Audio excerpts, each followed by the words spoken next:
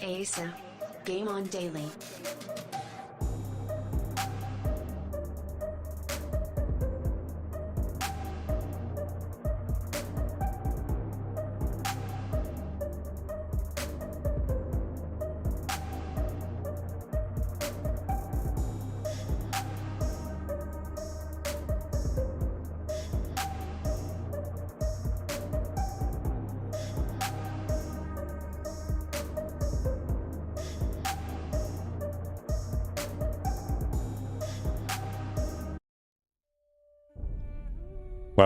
Welcome to the world of Q&A, sir.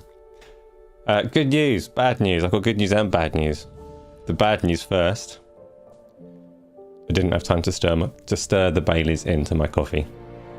Which means the good news is I've got Baileys in my coffee, which is delicious. So we're off to a flying start. And I put enough Baileys in that it's basically pure Baileys at the top. So that is good. I have given myself a table. I don't know why. It didn't look quite right without it. It doesn't look right with it. I'm not speaking very clearly. Yes, as always, we've got a game in the background. I think it's a fairly obvious one this week. We've got an OST playing that you may or may not get. I don't know. We'll see how that one goes. The game in the background is going to be difficult because as soon as I start talking about the games I've been playing this week, it will kind of give it away. As it is one of those. Painful Discourse has already smashed the OST. Yes, it is. But which Ori game is it? Which Ori game? For there are many. There are two. But yes, it is Ori that is playing in the background. If you know which one, then you get all of the points. Word from our sponsor. It's Game on Daily.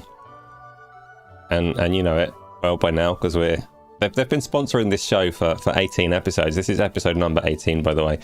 Game on Daily will always sponsor this show because for as long as I'm doing this show, I will also be pushing Game on Daily. It's a great website. Go there, do the things with it, make friends, read articles, follow it out to other people's content, find your new favourite content creators or become one yourself.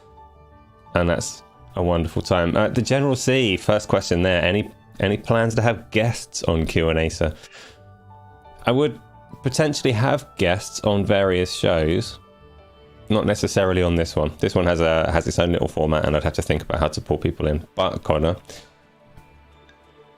it depends on obviously with the Game on Daily channel being the main feature. We've got a new show coming on there on Tuesdays. I'm currently doing this on Thursdays, and we've got Go Live on Saturdays. I almost forgot what day that is. Go Live is our very guest focused show. And will become more and more guest focused as we start diversifying into other kinds of shows and things as well. So we shall see. Painful Discourse has asked, am I not watching the non-character movie trailer? Everybody's favorite, most terrible, most simplistic character. Oh, you can't see my quotation. Character. Right now, clashing with this show, Nintendo have a special Nintendo Direct revealing a trailer or some nonsense for the Mario movie, of which I don't actually even know the name of it. The Super Mario movie, is that what it's called? Even the name is generic and boring. I'm not going to catch that live. I'm not going to react to it live, but we will loop back to it and catch it during this show. So if you're wanting to watch that trailer, you're allowed to go and watch it now. I won't be upset or offended, but we are going to check it out later as well. Why would 300,000 people be watching that and not this? They have strange taste. But yes, I am aware that it is on right now, and I am intending to have a look at it, and you can catch my live. Can I call it disappointment if I'm expecting it to be bad? I'm still going to be disappointed somehow, even though my expectations are rock bottom for it. But let's go into the usual. Let's go into some games talk. I've not played that much this week because I suck, which means I need you good people that are here in chat to feed me some of the things that you've been playing. And I'll tell you what I have been playing. Oh, I was going to start with this game that's in the background, but nobody's named it yet. So let's loop around to Chivalry 2.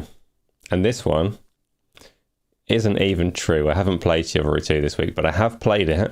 I have played it many months ago when it came out. I got Chivalry 2 for free with one of my children's processors, I think. So when one of them had a PC built, Chivalry had a deal with AMD whereby that was the freebie game. So I got Chivalry on the Epic Store already, but this week Chivalry 2 landed on Xbox Game Pass for PC and for Xbox, which means loads of people are downloading it and giving it a go. No, Connor, this is not The Witcher in the background, but we will be talking a little bit about The Witcher later on as well.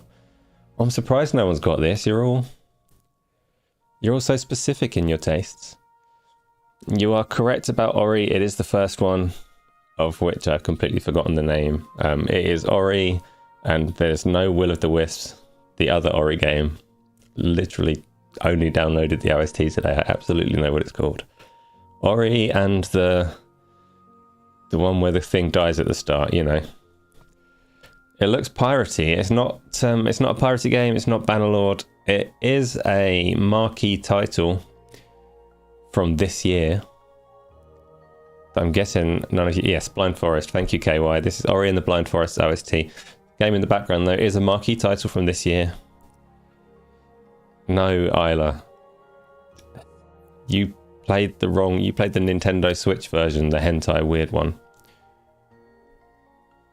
which isn't real. But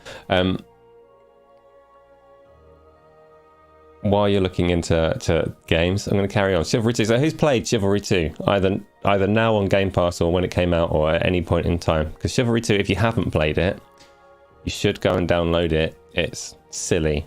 It's quite difficult to play. Reason being, so it's essentially like it tries to be, I guess, a melee battlefield. Yes, Berserker, this you have named the game. I'll come back to that in a second. Chivalry 2 is set like Battlefield. You have these two massive armies, but rather than sniping from a distance and getting in tanks and things, you run up with your blunt instruments and your blades and mash each other to death. And it's really hard to play in a way that makes it entertaining. It makes it chaotic, because in a melee game you'd expect a certain degree of button mashing. You can walk up and you'd press a button to hit your opponent, or you'd have a block button, or all the rest of it. Chivalry 2 takes it a little more. It's more physics driven. It tries to take itself seriously. It's quite difficult to play. So you will hold a button to say, I want to swing my sword right now, but your character is not going to swing your sword and do any damage if you run up and hold that button. Instead, it has what I would refer to as camera dragging. So if you want to swipe your sword down to the left, you'd have to aim above your opponent's shoulder, hold that swipey button, and then drag the camera down in the direction that you want to do your damage. So you have to swing the camera around to slash your blade at everyone. And it definitely takes some getting used to. Most people that are playing it are not used to it. So what you end up with is it's just a hilarious mess. It's ridiculous. So if you haven't played Chivalry 2 yet, I'm going to bring up a trailer for it if I can find a simple one. If you haven't played Chivalry 2 yet, look out for me being online on Xbox or PC or whatever, because I would like to get into a big group and enjoy some chaos. Chivalry 2 trailer. Now, Berserker this has named the game in the background. This is the other one that I have put a bit of time into this week. So the game in the background is, I'm going to cover it up with Chivalry 2 while I'm talking about it, but the game in the background is Horizon Forbidden West. Oh, go away, stupid restore pages, Mark. So Chivalry 2 is playing in the trailer, but the game in my background is Horizon Forbidden West, which came out in February of this year for the PlayStation 4 and 5. And it took me a little while to get to it. I've been saying for ages and ages, no, Hyla, that's that Switch version again. I've been saying for ages and ages that I wanted to play either Horizon Forbidden West or Yakuza Like a Dragon as soon as possible, because I want to get into one of those like big games I can get my teeth into, and I can only really handle one of those at a time. I thought I was going to settle on Yakuza. I played Octopath Traveler in the interim. Eventually I have started Horizon. I find the first Horizon game had a fairly mixed reception, with a lot of people really not like, yeah, shut up, Aloy is a fair point, painful discourse. Horizon Endless Dialogue, also very fair point. But Horizon, the first one, so Zero Dawn, I really didn't expect to like it at all. It was announced with robot dinosaurs and nonsense, which sounded like it came from the mind of a child, which isn't always a bad thing, like, but it actually is always a bad thing. And Harry Potter's terrible as well, and I won't have any arguments. It seemed like something that came from the mind of a child, but actually when I played through Horizon, I actually came to enjoy it. I think they explained away their robot dinosaurs quite well and told a decent story. It was a flawed open world, like most open worlds are, but I liked it a lot. So it's kind of a surprise that I've taken this long to get to Horizon Forbidden West, and with that in mind. Now that I've started Horizon Forbidden West, see, I want to ask you all how you found the game. I can see some people talking about the endless dialogue, but I also know that nobody identified the background apart from Berserker this, so I want to know what you think of the Horizon series, both games.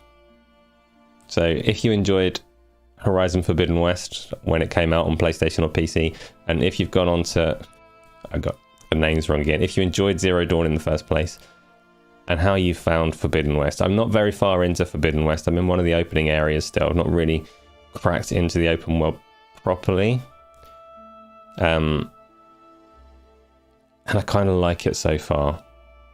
I don't know what my expectations were for this one. My very first reaction to it when I started playing it was a bit like,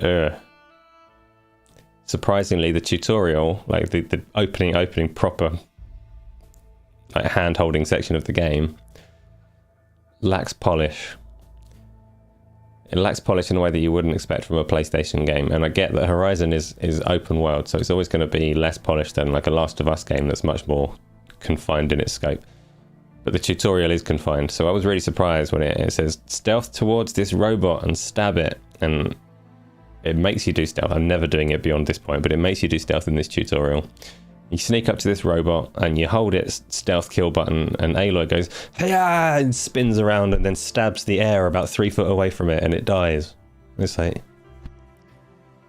I don't expect that from a PlayStation game. I understand what's happening, but I don't expect it from a PlayStation game. And then you're running along, and she's like running on the spot, and you go, "Why is she running on the spot?" "Oh, there's a small stick on the floor that she's stuck on." Okay, I expect that from other games, but I don't expect it from a PlayStation game. So it was a little rough in that tutorial section, but once I've hit the open world, once I've hit the more confined area of the open world and started exploring, I don't know, it's managing to suck up a fair amount of my time before I've even really delved into the story. And the story it's off to a reasonable start. I'm quite intrigued as to where it's going with it. But I'm having quite a bit of fun just shooting robots. Like, the combat in the Horizon game it's not difficult, but it's quite satisfying.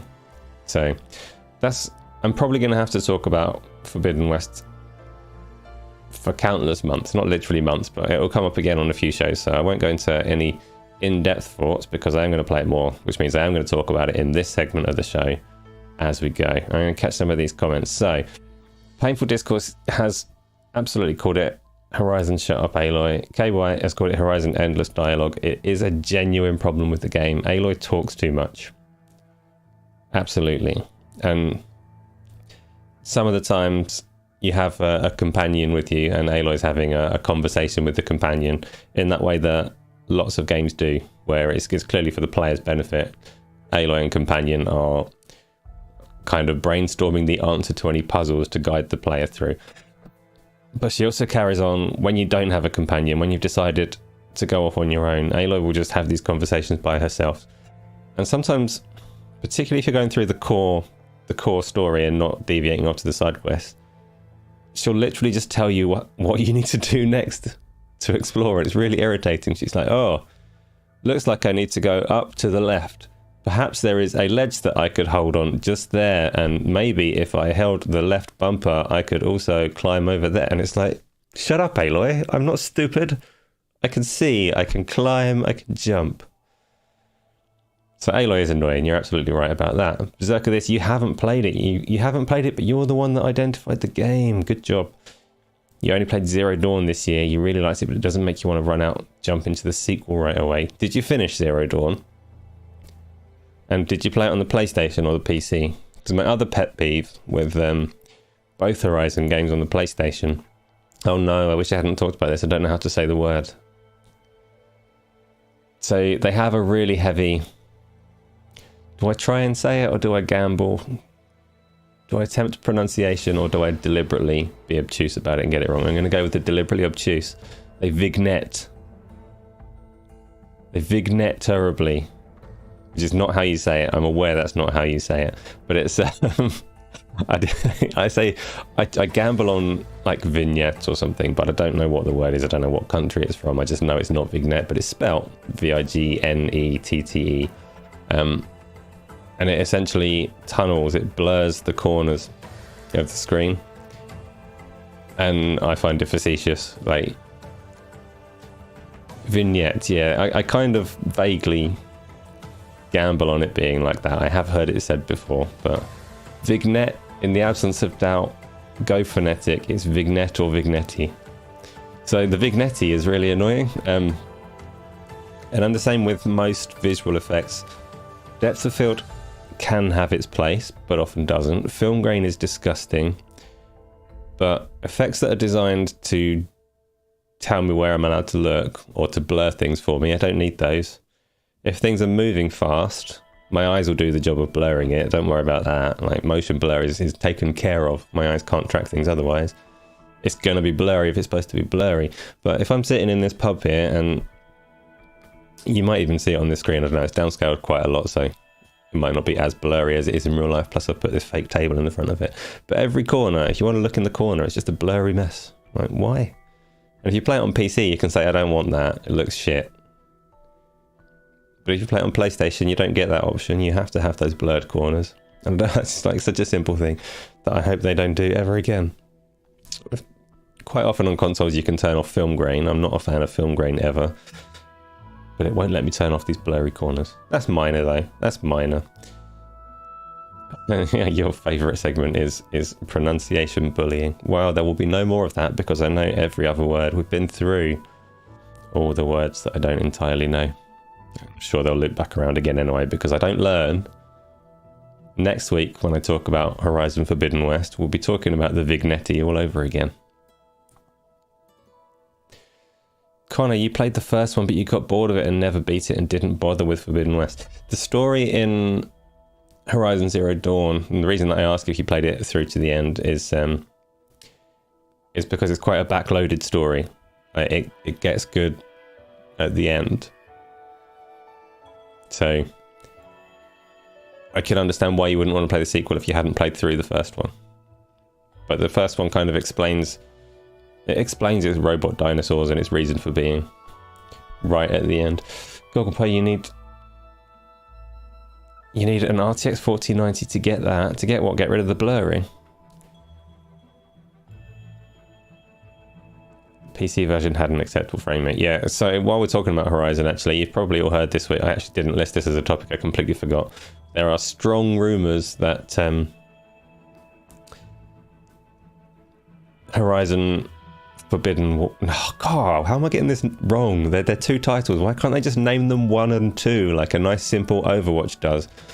Doesn't even need to be different games. You can name them 1 or 2 and then I'll be able to keep track. Horizon Zero Dawn is supposedly being remastered. Less blurry. No, less blurry you can get on any of the PC ones. Any of the PC ones, it's just a setting. They could enable it on the PlayStation. You could disable it, no problem, it'd be fine. Just put it in the settings menu. It's an artistic choice and I hate it.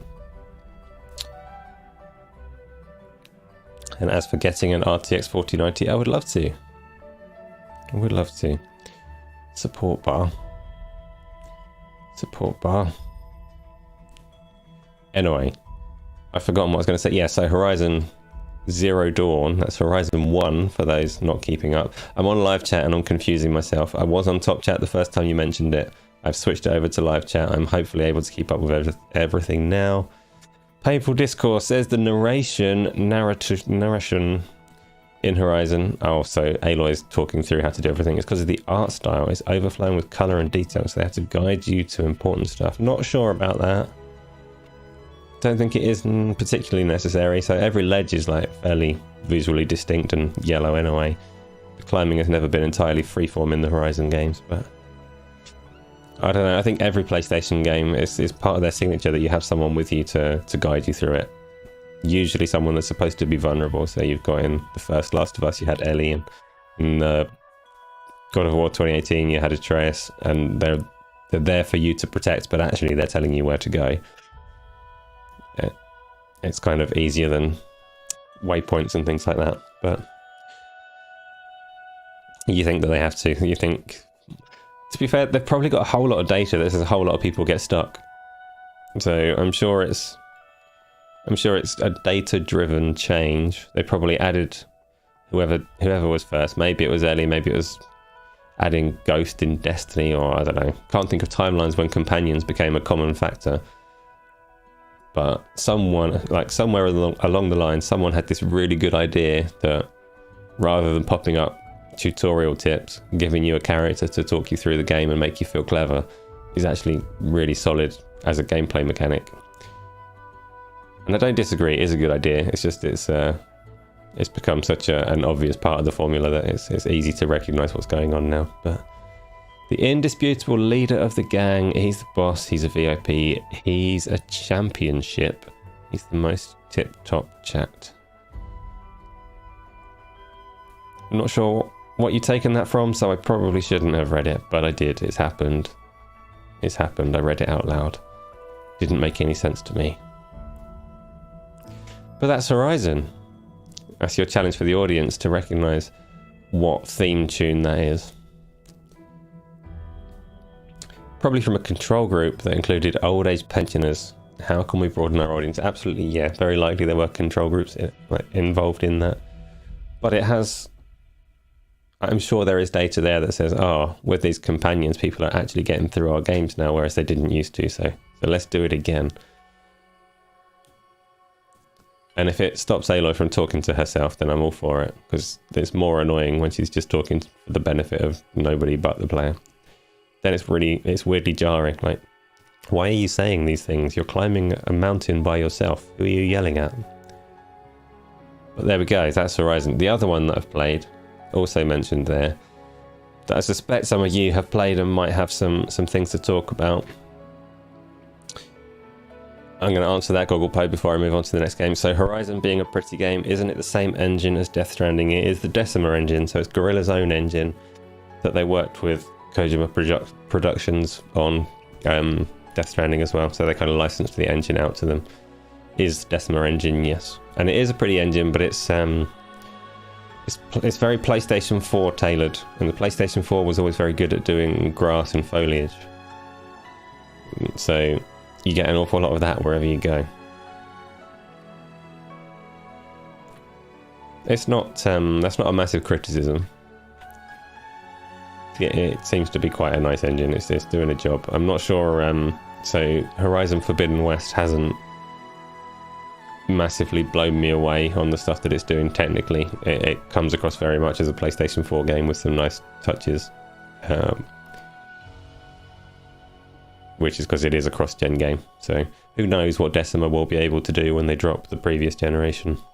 But this one feels, it feels very much rooted in the PlayStation 4 still. Top Cat from the 50s. I will phone my dad and find out if that is what it is from, but it is quite possible. RWK, welcome along.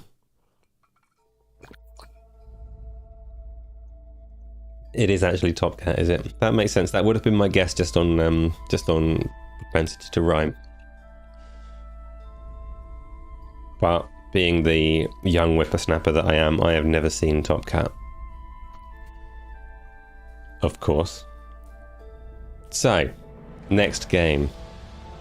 Next game that some of you must surely have played. It's free. It came out a couple of days ago. If you tried to play it a couple of days ago, you may well have struggled. It is Overwatch 2. Am I going to talk about the Activision Blizzard deal? What Activision Blizzard deal? What are you talking about? There's nothing interesting going on with Activision Blizzard. Wild. Wild request from the left field there.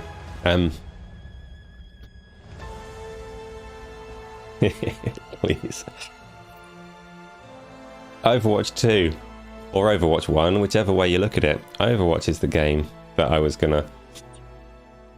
Okay, Sensi, welcome along. We're talking about Overwatch now. Overwatch 1, Overwatch 2, whichever one. You may be confused. If you tried to play Overwatch this week, you may not even know which version you played, because there is no frickin' difference. There's no difference. I'm gonna try and bring up the old Xbox. Let's see if I can find it here.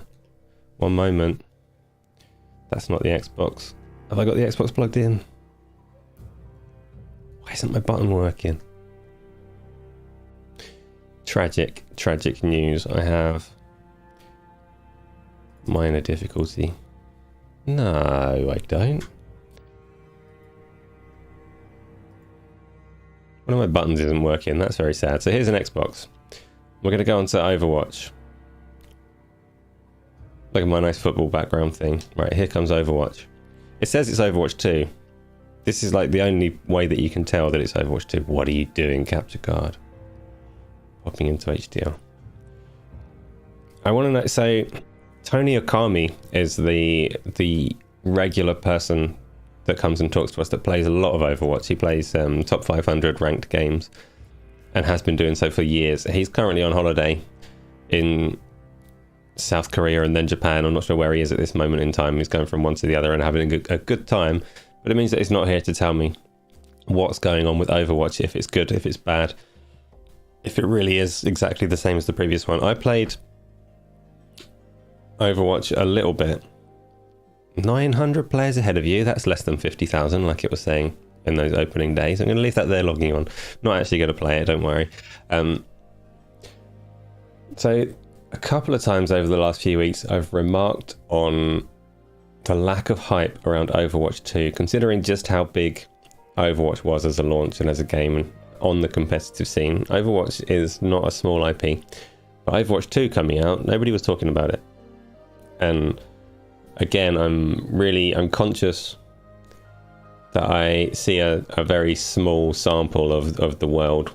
You know, live in a little circle and a little bubble and only see what certain people are saying. So when I talk about wider perspectives, it could be that I'm missing it entirely. There could be like loads of people really enthusiastically talking about Overwatch 2 and I'm just not seeing that group. But I've not seen anyone hyped for it. The only reason that I'm seeing any noise around Overwatch 2 is because they're not letting people play it. They're having trouble with login issues, which means obviously a lot of people are interested. There's enough people on there to stop it from working, helped along by a large-scale DDoS attack. So Spriggan, you saw a forum thread yesterday where people were saying that Overwatch 2 is just Overwatch 1 with one new map and a few new characters. Boba Fett Gaming, welcome along as well. Yeah.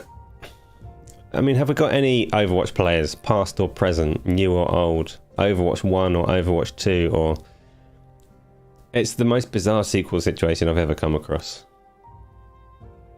You don't even know about it. It's been very quiet. It's here on my screen and I'm still not sure if it's out.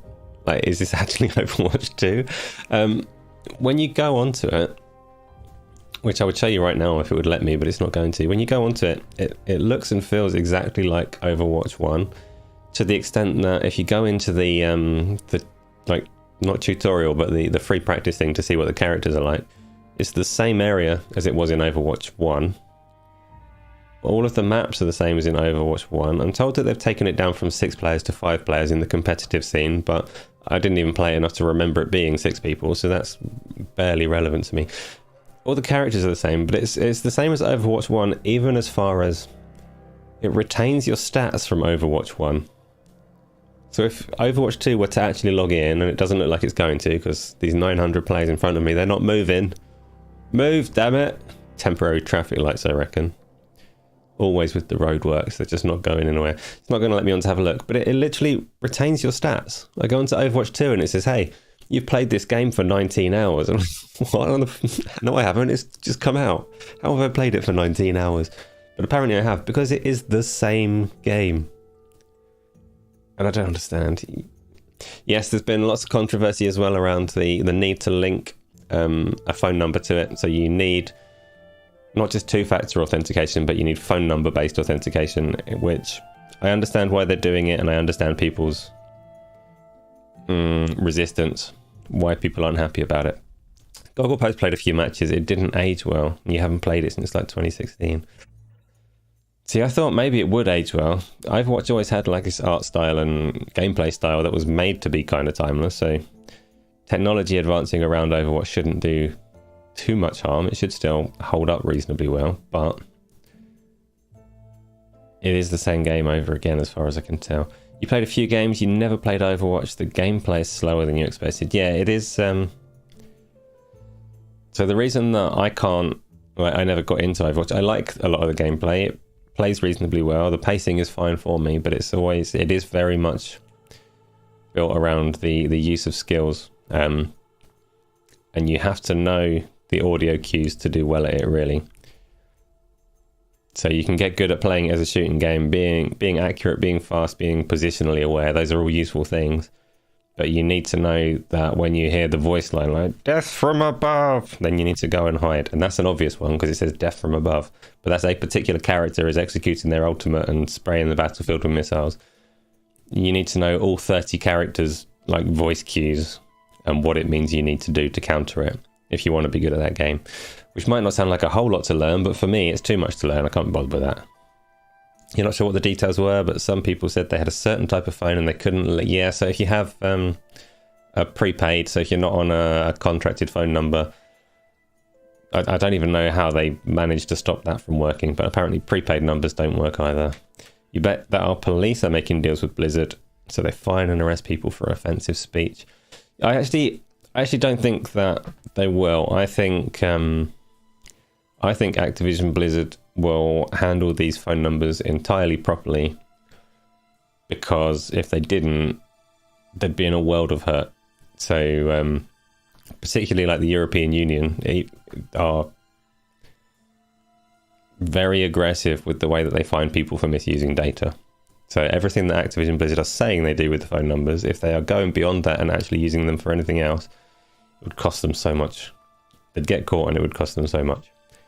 And I'm not saying that because I trust Activision Blizzard. Oh, 800 players ahead of me. The lights must have temporarily changed. I'm not saying that because I trust them with my details in any way in particular. And it's like the more likely threat is that they'll get hacked and phone numbers will be everywhere. But I think they are doing it to curb cheating. And I think people are still... even though I don't think that Activision Blizzard will do anything with those phone numbers, I totally appreciate people not wanting to give it to Activision Blizzard. I wouldn't want to share my phone number with anyone if I could help it either. At the same time, I never answer my phone, so it doesn't really do me any harm. I actually, I didn't get caught on the whole having to give a phone number thing because they already have it. I already used two-factor authentication on, I don't know what part of my Blizzard account some time ago. So they're lying, it's for data mining, you bet. It's Googlepay, I understand, yeah, burner phones don't work. I don't know how they've managed to engineer that. I don't know how they can tell them apart, but that's an issue that the phone carriers make possible, I suppose. And you reckon it's for data mining? I might be naive, but I think not. I think they'd be screwed if they data mined if they use those numbers beyond their remit, because most organizations take the whole like GDPR stuff very seriously, because the fines attached to breaching it are so big. Oi, Savaloy, back at you, Peter. How you doing? You don't need to be sorry for being late. It's absolutely fine. We've not even got on to talking about Mario yet, which I know is what you're here for. Massive fan of Mario. Boba Fett's more of a Call of Duty Halo kind of player. See, I'd probably more so go Overwatch definitely than Call of Duty. But yeah, Halo might be more my bag than Overwatch. Still, I wanted to give it a go. The other thing that I found on Overwatch though is if you dig into the control settings, I want to know what all of you competitive first-person shooter players do now. First of all, do you play with if you're going to play your Halos, your Call of Duties, your Overwatches, do you play on a control pad or do you play keyboard and mouse? And Isla, if you're able to very quickly throw up a poll for that one, I'd be curious. I suspect most people here are going to be controller. But that's part one. I want to know what you use. And I also want a little more feedback on how you like to configure that controller. If people are using Isla, so the question is if people playing Halo, Call of Duty, Overwatch 2, any games like that, do they typically play on a controller or on a keyboard and mouse? And it's not a question of which one is better or anything like that, but what do you actually use? How do you like to play? And the second part of it is if you are using a controller, do you have any... I don't even know how to phrase this question. Like, how do you try and configure it for yourself? What do you change? Do you just stick with the default controller settings, or do you really drill into it? Because if you go onto the Xbox dashboard and you've got like one of the Elite controllers, or probably a standard controller as well, you can dig right into the profiles for how your analog stick works. Now, like you've got your dead zones, your outer dead zones, but also the way, like the curve of how sensitive it is. So you can have it linear, where if you move it 10%, then that will register as 10%, and if you move it 80%, that will register as 80%. Or you can have a curve so that the movements nearer to the middle are either exaggerated or dampened. And you can do that natively on the controller, but then you go into Overwatch and you can do it all over again. So on Overwatch, the default is dual zoned aiming. So the inner, I don't know, 20-30% of the controller will be for slow movements, and if you go beyond a certain point to the outer ring of it, then you're into the accelerated movement. And then you can change that to exponential acceleration or linear acceleration or something like that. And there's so many options, and I don't know how to make it feel right for myself. I don't know what controller type I enjoy, because most games don't give you as many options, but they all are settling on one for themselves. So that's part C of the question, is what first-person shooters on a controller feel like they got it right to you? The Overwatch approach is very much to throw customization options at you and hope that everybody can get it right. But I don't know what right is. I don't actually know what I like. So you can't aim with analog sticks, that's fine. I probably can't either, but the data for Halo shows that the majority of PC players use a gamepad, which makes sense as the aim assist is nutty. Yes, Briggan, that was the PC player base responded to losing, basically. So Halo isn't even that strong on auto aim, but it's got enough that console players were outgunning PC players, so PC players started moving over to controller, particularly in high level play, where that auto aim was surprisingly more prominent than in low level play. And I would say, so from what I played of Overwatch, the auto aim in Overwatch is madness.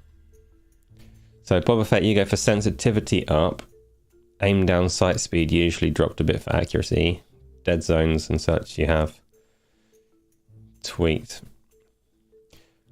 So I normally have my sensitivity higher than default, but the things like acceleration and dual zone stuff you don't normally have to think about in a game. It's normally the developers have picked what they think feels right and they leave you to it. You've used the Elite 1 and you use this piece of knowledge using the 2 Elite controllers. You have a custom setup for Rocket League which suits you. You don't know how you would play with the top buttons. Yeah, you need those paddles for Rocket League. Yeah, I say that. I was probably better at the game when I was using the buttons on the front, but that's just me being rubbish.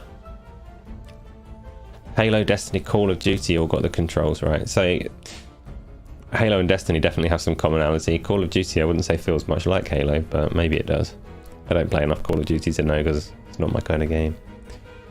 Destiny had much heavier auto aim than Halo.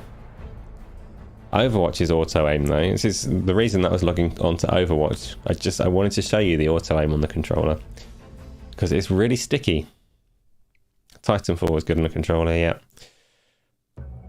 The auto aim on Overwatch 2, if you're just trying to spin your camera, you see it stick on auto aim. You just spinning your camera in the training area where it's got some bots to aim at. It goes a certain speed and then it drags every time there's a target. And for me, I would have to play Overwatch 2 on a keyboard and mouse, not for a competitive advantage, but just because it doesn't feel very nice when you lose control. It feels sticky, and I don't like it. And you have the option in Overwatch, you can dig into those options and you can say, I don't want auto aim, I don't like this sticky feeling, take it away. But it's a competitive game and then you're disadvantaging yourself. So that's a difficult call to make, to say I'm gonna handicap myself to make the game feel nicer. No, I want to win, but I also want the game to feel nice. So for me, if I did play Overwatch 2, which I'm not sure about because I'm very antisocial, and I don't know anyone that wants to play it with me. But if I were to play Overwatch 2, I'd probably have to play on the PC just because it feels nicer to actually have control of the game. And it's not a keyboard and mouse versus controller thing. It's a being given control versus aim assist making it sticky kind of thing. Takado, welcome along as well. Loads of people here for a chat. I'm going to give up on Overwatch. No, I'm going to leave it there, but I'm going to hide it away. 700 players in the queue. Maybe it will log on, maybe it won't. We don't need to care. I can't hide it. One of my buttons doesn't work. That's very sad. Right, Overwatch is gone. It's still going to be logging on in the background. It probably won't get there. A team shooter, it helps a lot to duo with DPS support. I find, like, kind of goes without saying that every game is better if you play with people that you know. Every multiplayer game is better if you've got some friends to go on and play with. I don't like public matchmaking. I don't like it when people I don't know talk to me. So things like Overwatch.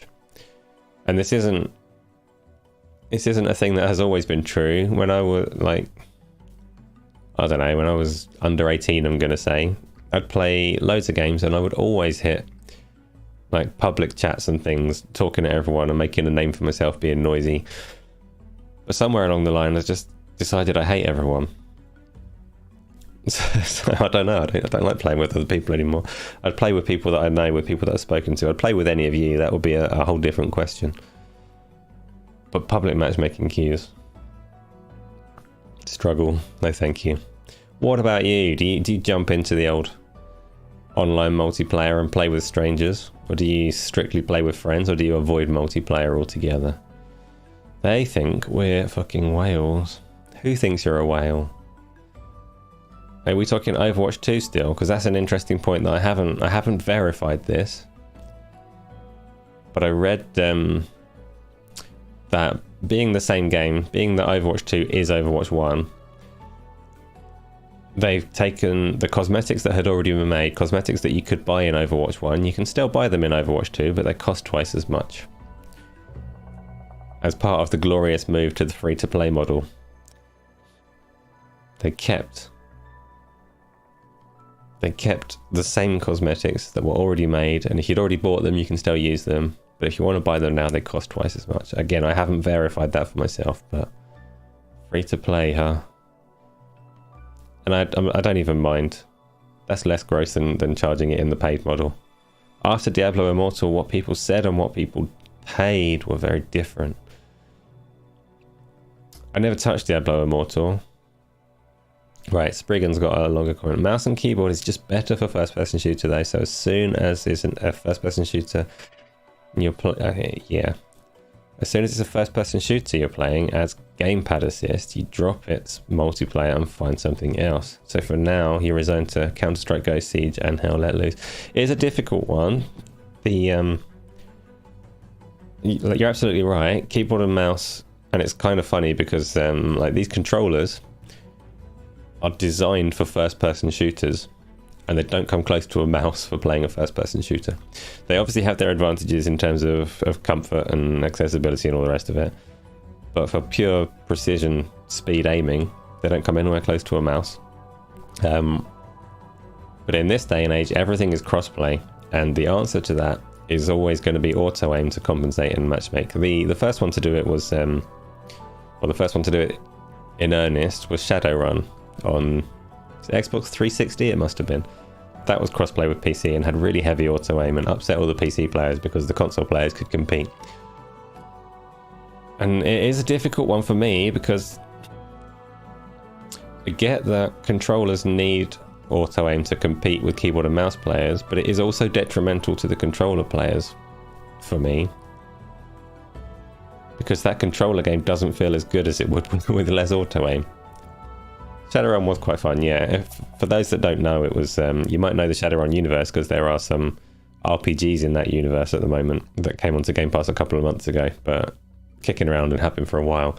But Shadowrun, the cross-platform multiplayer shooter, was pretty good actually. It was quite fun. It was a flagship title for Microsoft's attempt to do games for Windows Live on the PC side of things, which was doomed to fail. Just moving the camera and looking around in first person feels much more natural with the mouse as well. Doing the same thing with sticks as odd, awkward movements. Yeah, so Spriggan, the thing with controller movement though is I'd quite happily play a controller game. But if it were going to be, if you take the keyboard and mouse players out of the equation and just play it on console, then the best feeling game has less auto aim. Like, I feel it hurts console, the feel of a console game, trying to drag it up to make it competitive with keyboard and mouse players as well. So I much prefer, and Fortnite does input based matchmaking. That kind of thing is better. I understand as well that if I'm sitting here on a PC playing with a keyboard and mouse and I want to play with some Xbox players that want to play on a controller, it's definitely a good thing that I can do that in a non-competitive environment. Like, stick me with those players and we'll go and have fun. But I don't know, I still would like to see more games offer controller only options and actually be designed to play on a controller with no massive auto aim to make it competitive with a keyboard and mouse. But maybe that's just me. Maybe keyboard and mouse is the way to go and I should stop whining because I've got a keyboard and I've got a mouse and I can just play the way that I want to. Yeah, I don't know. What's next on my little topic list? In your opinion, Microsoft and Sony should release their own lines of mice and keyboard for their consoles. Keyboard and mouse and consoles is one thing that doesn't necessarily solve the problem. So long as like you still need that distinction between how someone playing. Are they playing on a keyboard and mouse or are they playing on a controller? Because I don't think it would be a good idea to tell console players that if you want to be competitive in these kind of games, get a keyboard and mouse. I don't think it solves that particular problem. The Dreamcast had a keyboard and mouse. If you wanted to play Quake 3 and be good at it, you used the keyboard and mouse, but long time ago. But I think they need to protect the controller experience because a lot of people just prefer to play on a controller. So those people should be able to do that, which is fine. Time to upgrade Elon's neural input. Oh, that's the other thing. When you talk about the whole like controller or keyboard and mouse, like what's better, what feels better, what's more fun, obviously they all pale to virtual reality where you point a gun and shoot someone. So everybody just needs to upgrade the way they play, ditch the Pancake competitive games, jump into a VR headset and aim with your hands. That's my preference. And I'm sure not everybody is on board with that, but one day you might be. Connor, how dare you? You say no thanks, but you'll be there at some point. You'll be there at some point. Not necessarily soon. But when you do, you'll love it and you go, oh yeah, this was better all along. Speaking of VR, have I tried Bone Lab yet? I haven't tried Bone Lab yet. KSNT, you probably have. Tell me about it. I've heard a lot of people say that it's a bit of a nightmare for motion sickness because the physics-based movement is tricky. But they said that about the first one as well, so... I'm definitely going to get on Bone Lab, but the thing that I've heard a lot of people say is that the campaign is actually quite underwhelming, so it might be better to wait for the user-generated content to fill in the gaps, and then get on Bone Labs. Isla, you are on one today. I'll just leave that there and not read it aloud. A lot of Series S and X games do support keyboard and mouse. I think there's over 100 games that do support it, aren't there? Is it a different stream, or is that exactly why I've got this table? We'll never know. It's a different stream, right. Is that the VR game? Yeah, Bone Labs is the... it was quite a well-hyped VR game.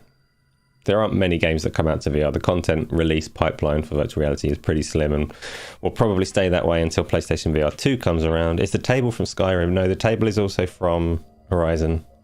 It's a bit stretched and distorted, but it is from Horizon. It is one of the tables that's in the background I took separately. Really shit, it's totally a nightmare for people who are sensitive, but the moment-to-moment gameplay is next level VR. The physics in that game is insane. Yeah, I'm definitely gonna play Bone Lab, and I'm definitely looking forward to the user content. My concern is because I always play that kind of VR game on a treadmill, and I don't know how well the physics-based movement translates just yet. But I'll try it and find out. It should be fun. Next topic, let's talk about CD Projekt Red. CD Projekts Red. Are the headphones from Skyrim? These are actual Orcish, Dwarven, both Orcish and Dwarven. Like the left one is Orc and the right one is Dwarven. Skyrim headphones. Yes, Connor. Don't even know why I'm wearing them because I've got no sound playing. They just habitually stuck them in my ears. You use keyboard and mouse, or mouse and keyboard for first and third person shooters and Elder Scrolls games. For third person action adventures and stuff and races you use a gamepad. Yeah, a lot of people do. Next task for you then, Spriggan, is to play Chivalry 2 and tell me which you prefer on that. That's got quite a unique way of playing, but I haven't actually played it on keyboard and mouse yet, but I suspect it's easier, which is unusual for a melee game. But I think the way that you drag the weapons would be easier with a mouse than it is with a controller. But you can try it and you can tell me. You saw your nephews playing Bone Lab with lightsabers. Have they started? So I think that must mean that the mods have started flowing into it, which is good. And I think, so Bone Lab is probably a game that we'll hear about for many years to come, because it has a very heavy emphasis on being a good mod environment for users to create content. User-generated content everywhere that should last for years.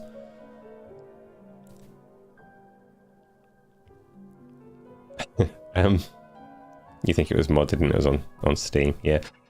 Yeah, the mods will be prevalent for a long time. There will be full games made within that game, and it'll be fun. But so Peter Morland is looking forward to Scorn. It is a new month. We've only just hit October, so do let me know the games you're looking forward to in October. Maybe some Gotham Knights, maybe some Scorn, maybe some Plague Tale, whatever it may be. Drop some names and we can talk about them. But for now, we're going to talk about CD Projekts Red. I'm very much adding the S because CD Projekt Red have announced many things.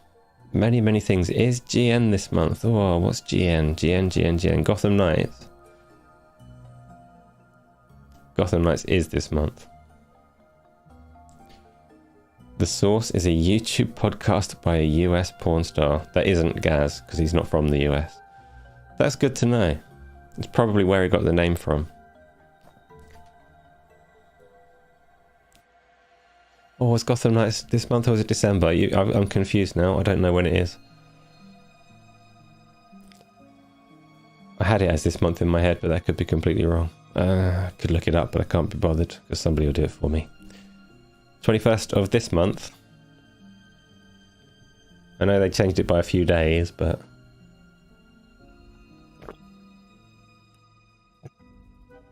Further good news, this coffee is almost entirely Bailey's from top to bottom. There is definitely some coffee in there, but I'm not tasting it. Fortunately, I like Bailey's, so that can carry on. So yes, apparently Gotham Knights is this month on the 21st, so everybody can fight over who gets to be Dick Wingbat. And the good news there is that everybody can. I don't think they lock out characters. You can all be the same character. So we can all have 4-player co-op Dick Wingbat. Gin and tonic for pizza, good. Gotham Knights releases on, yes, all of the platforms on October the 21st. I wasn't looking forward to it, and the gameplay that was shown today hasn't really enhanced that, but for some reason I am now looking forward to it. I would like to give that a go if I can. You're going to play as Ribbon, not Dick Wingbat. Someone's got to, I suppose. The visuals are the only thing that looks good about that game. So Gotham Knights, every bit of gameplay that they've shown has been pretty unfortunate. The way that the characters like slide along ice regardless of what surface they're fighting on hasn't looked great. I'm really hoping that it's one of those games that they just failed to make look good, but it, like, get a controller in your hands and it feels a lot better than it looks to watch. But I'm an optimistic guy. I'm always positive, you know, so. Red Hood has no weight to his attacks. None of the characters look like they had much weight to their attacks. They all skate across the floor to snap into place for their animations, and a lot about it looked wrong, but it might be different with a controller in your hand, I hope. It did look, so they showed some stuff today, which, shall I find it? No, I'm not going to find it. I only saw it on Twitter. I might find the trailer properly later, but they showed some Batgirl gameplay, and the positive about it was that it was pretty crowded. There was a lot going on, and it looked competent as combat goes. More, am I going to say it was more like Marvel's Avengers than like the Arkham series? I don't know. We'll play it and see, eh? We'll all play it, or I think it's like 70 quid, so maybe we won't all play it, but Peter Molland, you're happy that CD Red have made these announcements, but also think they sound ridiculous considering the last 2 years. Yeah, we'll come on to CD Projekt Red properly in a second. KS Anti says, about Gotham Knights, to you, that game will always be a last gen game, even though they decided not to release the last gen version. You think it explains the lackluster visuals? There aren't many actual like next gen games though for that to be held against it too badly. I'm a massive proponent of next-gen only games being a significant marker. When we want to see what these consoles can do, that's where we'll see it. But there's so few next-gen games that I can't really hold it against one. At least it has scrapped those versions and might be able to expand on its level design and things to a degree, even if it still feels rooted in the past. So from the preview, Skill Up said it's inferior to the Arkham games in everything but maybe the writing, but it might be fun in co-op. So the problem that they've got is the same as so the Marvel's Avengers game had, for what it is, quite decent combat. The difficulty is most games have like built upon and evolved that free-flowing, context-sensitive combat that Rocksteady introduced with the Arkham games, and so many games from Arkham to Spider-Man to Mad Max to Ghost of Tsushima, they all have this conceptually very, very similar combat where everything is counter driven and dodge driven and animations lock together in a certain way, and it's really difficult to do in multiplayer, which is why Marvel's Avengers couldn't do combat like that. It had to reinvent it. And I actually think Marvel's Avengers has a lot of things wrong with it, but the combat's actually pretty good for what it is. But Gotham Knights is also built around there being 4 people. So there's certain things from the Arkham series, like the feel of combat has to be different because you can't lock your opponents into an animation when a third party, like another player, might be wailing on their face at the same time and interrupting it, it would just get messy. So that's why I say I think Gotham Knights probably has to play a bit more like Marvel rather than Arkham, because it's dealing with the same challenge. Everything is open for other players to be involved. Is Chivalry 2 available in VR? That game would rock in VR. It isn't,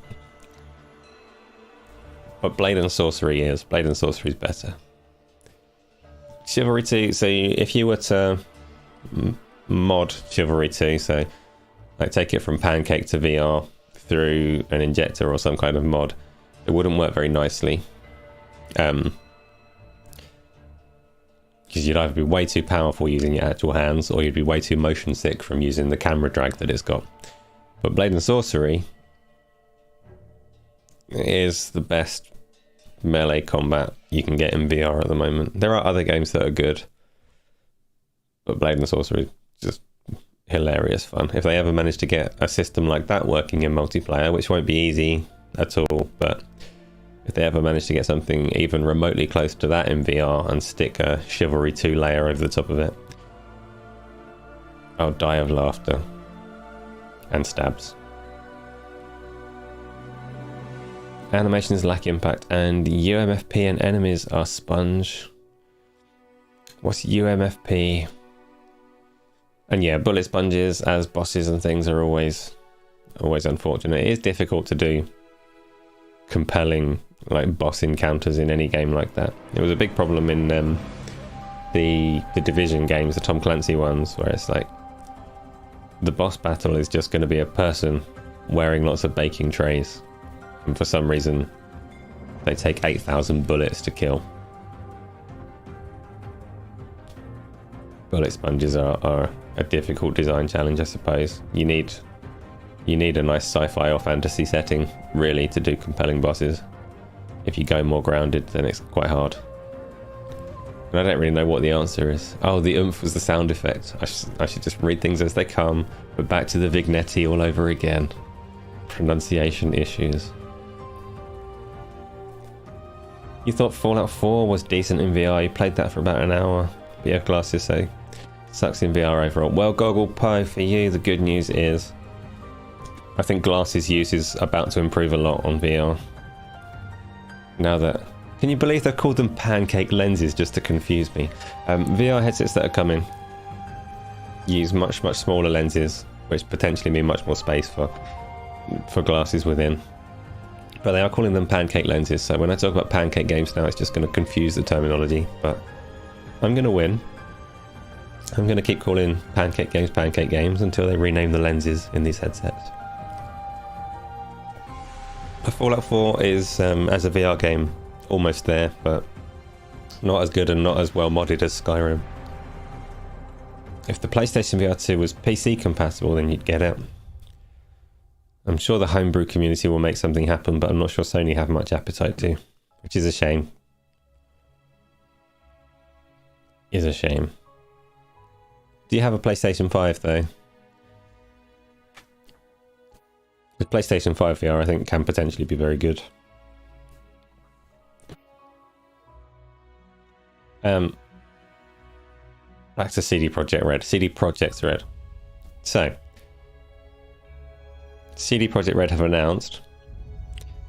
They previously announced that there's going to be a new Witcher game. We already knew about that. They gave us a teaser trailer. They said don't call it The Witcher 4 because it's not a continuation from The Witcher 3. It's a new saga. They have now this week confirmed that that particular Witcher game is the first in a new trilogy. So there are 3 Witcher games that they have promised are going to be delivered within the next 6 years. So 2 years apart between these big Witcher games. There's also a 4th Witcher game in the works. There's a new Cyberpunk Onion, Cyberpunk Orion. I think there was another Cyberpunk project of some kind as well. And there's a whole new IP that they're calling Projekt Hadar or something like that. So not Cyberpunk, not Witcher, an entirely new universe. That's a lot.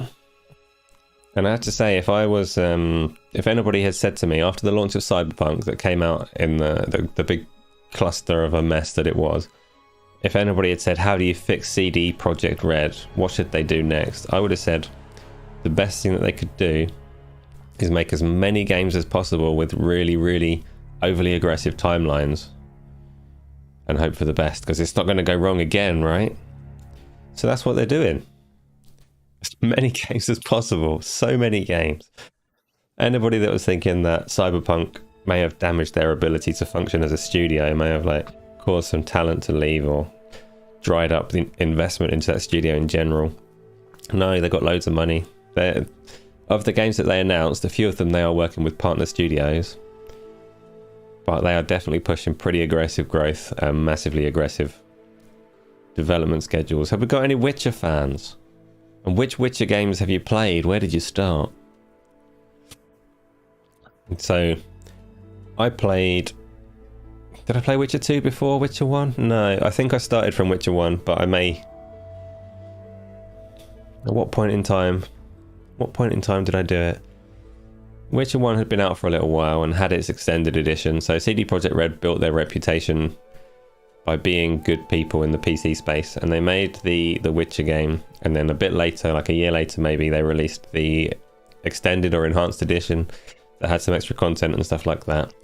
And being a nice studio as they were, they gave all that content away for free to the people that had already bought the game when it came out, which was less common practice back then. It was quite unusual, and it got them their really good reputation. So I got the first Witcher game at that point. The first Witcher game never came to consoles, it's PC only, and it's a bit rough if you go back and play it now. It's very different to 2 and 3. 2 and 3 came to consoles and were made with controller use in mind, but The Witcher, the first game, really wasn't. And all of the combat, you had your steel sword on the left mouse click and your silver sword on the right one, and you had to rhythmically hit them, and it was just a bit weird. But it had it had like the gritty, mature like content that Witcher is famous for. It actually had so one of the things that CD Projekt Red can tend towards, and still tend towards in Cyberpunk a little bit, is they take maturity past that line where it goes from, oh, this is mature, no, actually this is getting like childish mature now. In the first Witcher game, you had a weird mini game of collecting like nudie cards for sleeping with various characters and things like that plunged into the depths of depravity and became quite childish. But aside from that, it told quite a good story. The way that it handles like racism within factions and stuff in the Witcher games is usually quite good. So I played The Witcher 1. Witcher 2 came out. It's an unusual one in that the PC version and the console version were very different in terms of art style. So if you play The Witcher 2 on PC, it looks like fairly similar to Witcher 3. It's not a big open world, but art style wise it's pretty similar to The Witcher 3. It was a very demanding title on PC, and it pushed beyond what the consoles of the time could do. So they did an almost cel-shaded version that came out on the consoles. Same game, but very different to look at. And Witcher 2 was very good as well. Didn't have the weird like nudie card thing, and it was just a good game. And then Witcher 3 came out, and by this point CD Projekt Red's reputation was ballooned into the skies and everybody loved them, and Witcher 3 had masses of hype around it, and it came out fairly buggy, but by and large delivered pretty well. And by the time they'd finished it with the two very impressive content packs, I think quite a lot of people state Witcher 3 as one of their favourite games ever. It's like, it's quite common to see it on those kind of lists and held in that kind of regard and esteem. Witcher 3 is very, very good. Witcher 3 is due to get Series X and PlayStation 5 enhancements. It's still due to be this year, but I don't know when it's going to be. And that'll also come with an update on the PC side of things as well. And as with their previous games, they're doing that for free for the people that already own it. So it'll be a good time to jump in and play Witcher 3 if you haven't already. Painful Discourse, the first Witcher 1 was made like 10 years in 3 or more studios. The first screenshots in Polish game press from the 90s. I didn't know that. Didn't know much of the history of the Witcher 1 when I got onto it. Gogglepo, Witcher 2 is very good. Great story. Gogglepo, PC gamers are morons usually. Oh, my aching heart. How could you? It sucks the lack of the surviving big PC website. Oh, PC game. Oh, PC Gamer, the website. Oh, I thought you meant people that play on PC are morons. No, you mean PC Gamer, the website. That's fine. You remember PC Gamer giving Witcher 1 a 50 or something and having to change the score due to the backlash. That's funny. Yeah, that's funny. It doesn't hold up well though. If you go back and play Witcher 1 after playing 2 and 3, it's pretty clunky. KY reckons the PSVR 2 is probably PC compatible with a $100 Sony upgrade. I'd pay that if they did. I think a lot of people would, but to be fair to Sony, they're not going to make much or any money on selling the headset. So for them to open it up on PC, I think they'd need to be directly selling games on the PC as well, which isn't out of the question. They could do that, but they'd need some kind of model to make money after selling that hardware. Witcher DLC and Monster Hunter was cool. No, KY, strong disagree. So KY has said in the comments there that the Witcher DLC in Monster Hunter World was cool to see. I don't actually know what that DLC was. I assume they brought various characters or creatures across. I really dislike those kind of crossovers in general. Monster Hunter I don't actually play, so this one doesn't offend me. But crossovers in general, if you've got a game that's attempting to build out its own world and its own lore, I don't like it when they cross over into other ones that don't particularly make sense. And you get it quite a lot. You'll have like Final Fantasy 14 will go along and suddenly you'll have a Nier Automata character running around in a raid where you have to fight robots from that game. It's like, well, I get the commercial appeal, but you've undone years of world building. It doesn't make any sense. So I'm not a fan of crossovers like that. Geralt is a monster hunter, but he doesn't live in the Monster Hunter world. And I'm not attached to the Monster Hunter world. It could be that it's just poorly written tripe. Like, it's not a good universe. But if it is a good universe, then witches shouldn't be in it, because it's got its own lore. I don't actually know. Like, Monster Hunter might have a pretty weak setup anyway. Monster Hunter World is the first one that I played at all, and I didn't really get along with it very well. So I get the fit. I get that Geralt is a monster hunter. I get that you could bring across the monsters or the characters or both, and they would fit the gameplay vibe. But they just undo world building, and I'm a big fan of world building and stories and games that do it properly. Even the best of franchises. If I were playing, so I always liked the world building in the first Halo game, and then if I'd been playing Halo and suddenly one of my favorite characters from bloody no, I don't like any games. I don't know, you get my point anyway. Crossovers are detrimental in my opinion, and there's probably exceptions. There are games like Fortnite is an obvious example. Fortnite doesn't really have world building. It's a pop culture mess. So you want to stick characters in Fortnite, there's nothing to damage. Like, go for it. Fortnite's a mess anyway, but a deliberate mess. Whereas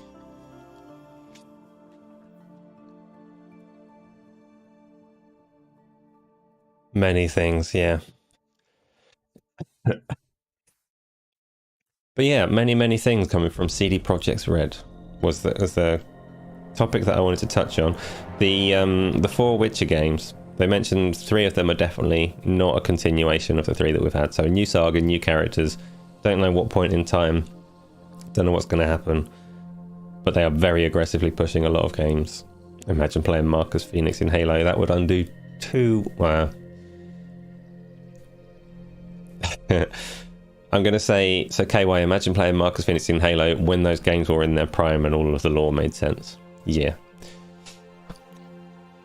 Do you guys Gwent? I don't Gwent. I played a few of the... So for anyone that doesn't know, Gwent is a card... what's the word that you'd use for them? I don't know, card battling games. It's a card battling game from from within the Witcher universe that you played through within Witcher 3 if you wanted to. It might have been in Witcher 2 as well, I can't remember. But it also spilt off into its own side game that you can get on PC and mobile as well. So Gwent exists as a standalone card collecty gamey thing. I don't know why I can't think of the proper name for that genre right now, but it has a name. Monster Train was fun. Do you reckon? Monster Train is a bit different. It's a deck building roguelike, which I did a little video of on this channel when I was doing the taste tests. It's a bit of a weird one. Witcher 1 and 2 had dice games and Gwent first appeared in 3. Yeah. Yeah. Gwent worked as a standalone game. Do you know, complete sidetracking thing, Horizon Forbidden West has one. Collectible card game. Sure. That'll work. Might be what I'm thinking. But so Horizon has its own in-universe game, and it gives you, it like draws you into it with a little side quest and makes you play through a tutorial, and it was the most painful thing I've ever sat through in a game, I think, apart from 12 minutes. 12 minutes is the most painful thing I've ever sat through in a game, but the hand-holding tutorial, it's like, please end, I need this to end, please end. And I'm never playing it again because the tutorial was so bad. It literally is it talks you through everything like you're such a simpleton. Pick up your character, move it to this highlighted square, press this and attack that. Did you know if you attack that it will do this? Because if you attack this and do that, it will do that, and if you do that, it will do that. Next, pick up that character and move it over here, and it plays through an entire game telling you exactly what you can move and what you can't. And I'm never touching it again. So that was the worst part of Horizon Forbidden West so far. If you do play it, try and avoid strike battles or whatever it calls them. Isla sounds German. What's this mine shaft? Oh no, I'm not getting involved in your weird naming stuff. You carry on there. Does Aloy talk while you play through the minigame? I can't remember if Aloy always will talk through the minigame. The person sitting opposite you talks constantly through the minigame, tells you exactly what to do. So that sucked. You play your Geralt in defense mode and you play this card face down on the field. Yes, that kind of card game. You're making it sound more like Yu-Gi-Oh, I think, which I also don't know a lot about. You're wondering how much they will add to Cyberpunk 2077. I think from what I gather, they're only adding the Phantom Liberty to 2077, as in to the existing game. They're doing that one expansion pack. I don't think they're delivering the multiplayer to it. They are then putting a bow on it and moving on to Cyberpunk Onion. And Gogglepo, this is the multiplayer that I'm surprised they're not pursuing sooner. So yeah, expectation was that it would have a multiplayer mode like Grand Theft Auto 5, which made a lot of sense because Grand Theft Auto Online prints money, and Cyberpunk's whole setting lends itself really well to it. It's like it's Grand Theft Auto but with more scope for cosmetics, so they could make boatloads of money, you would think. But yeah, they appear to be moving on. So I assume maybe Cyberpunk Onion will have that, or who knows, they're going to make it when Microsoft funds them. Who knows, maybe.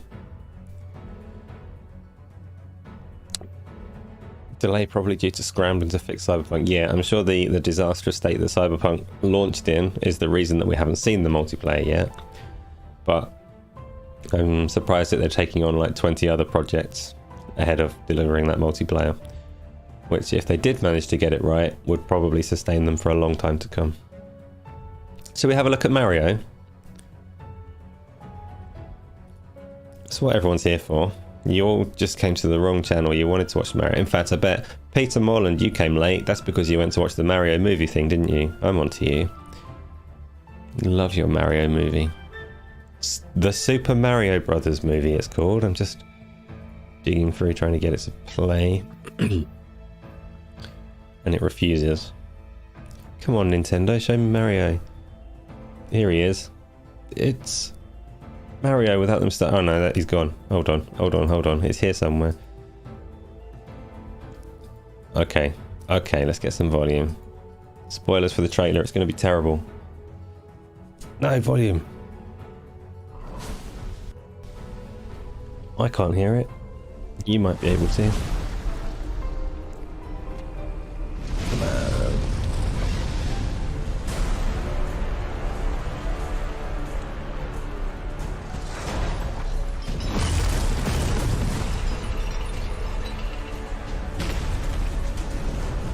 I still can't hear it, but almost. Behold, the king of the Koopas! Oh, no sound for me.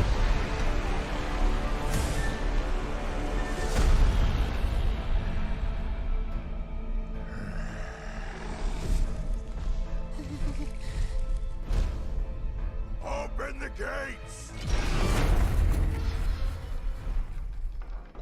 So the thing everyone's waiting for is Mario's voice. Are we going to hear it?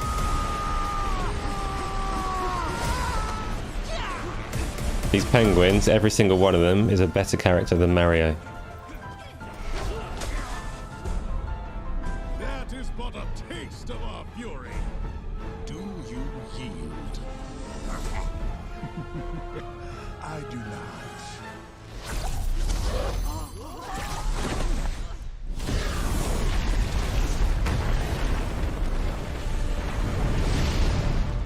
I finally found it. Now who's gonna stop me?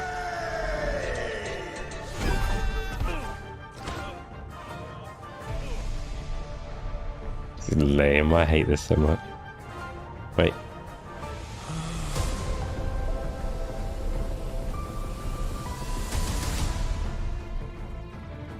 What? What is this place? Do not touch that mushroom, you'll die! Oh, I'm sorry. That one's perfectly fine. Come on, Mario! Mushroom Kingdom, here we come. Okay. Okay, so for the longest time before this came out, so Chris Pratt was saying, oh, I guess we'll watch the rest. I want to thank all of you for being part That of guy this should have been moment, Mario. Just and draw a we're moustache on excited him and to he's share got even it. more footage in the coming months. Shut up, Mario. Chris Pratt said for ages that as his Mario, he's not going to do the he's not going to do like an Italian voice or whatever. He's going to give Mario something entirely new. He's got this new version of the character that he's going to deliver. He didn't say he was just talking in a normal voice and he wasn't going to put any effort in whatsoever. I've got a whole new Mario. It sounds exactly like I normally talk. It's going to be great. Like, I could have been Mario. I could have been Mario and just spoke like normal. Mario has no ass. Yes. Yeah. Gogglepo, you're right. I'm sure it's going to be huge. KY, Mario never hurt anyone or anything. It does look like a Pixar movie. I'm sure it's going to entertain the children just fine. It has been spat out of that successful Hollywood formula for how to make a cartoon movie. I don't know if they're trying to... So when they have that moment in there where Mario's like, whoa, there's big mushrooms everywhere. Is this Mario supposed to be a human, or is he supposed to live in that mushroom world? I don't know, because he's a shit character.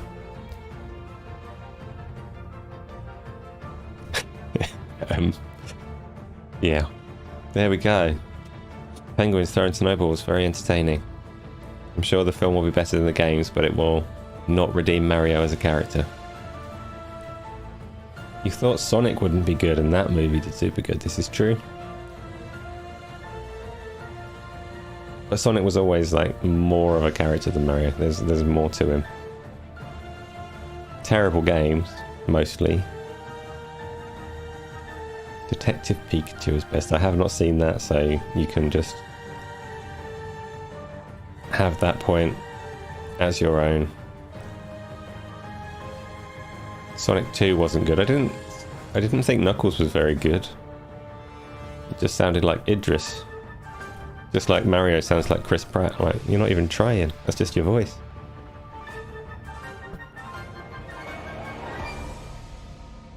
Mario is a non-character. Well, yeah, Painful Discourse. You know me well, that is. That is what Mario is exactly. Looks like Felix from Wreck-It Ralph. Don't remember Felix from Wreck-It Ralph. I have seen Wreck-It Ralph, at least the first one, but... all you can tell me is that your kids grew up playing Mario and you enjoyed it as well, so you don't care. Doesn't like it. We've already agreed a family trip to the cinema to see it. Fair enough, Peter. I can respect that you are sticking to your guns, but I can't respect that you like Mario. You're allowed to like the games, especially the 2D ones. The Mario games, like, they were nice enough games. Just that the character should have been killed off because he's not a character. Name one CGI cartoon movie better than the 80s Transformers movie. Well, that's an interesting challenge to set. I'm not going to. I think you'd like Mario if he had a mod in Skyrim. I'm certain that Mario has mods in Skyrim. I can probably have sex with Mario in Skyrim if I search the mod scene hard enough. Which is, funnily enough, not something that I've looked into. And probably won't. Everything is in Skyrim. If you want it to be.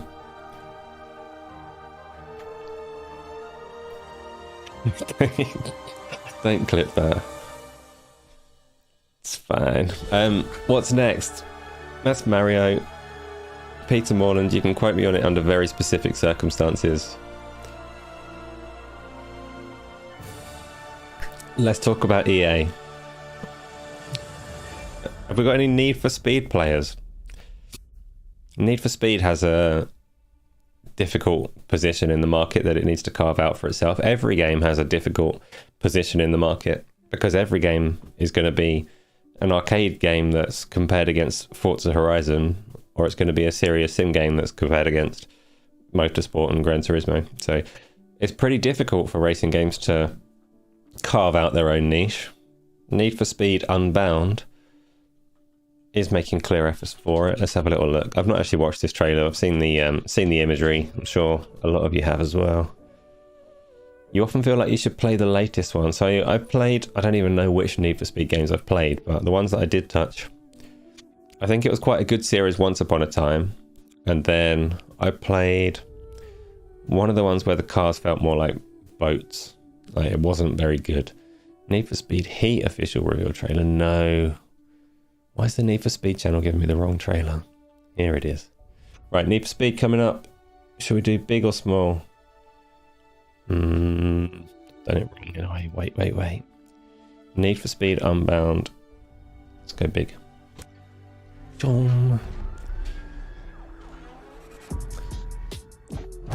So as you can see, it's gone for its way of standing out. Is a very distinct art style.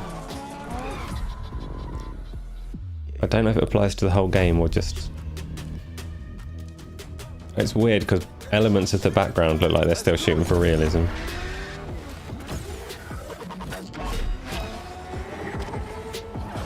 It's kind of interesting. That is a weird look. I hadn't seen it this closely. It's realism mixed with the cartoon overlay.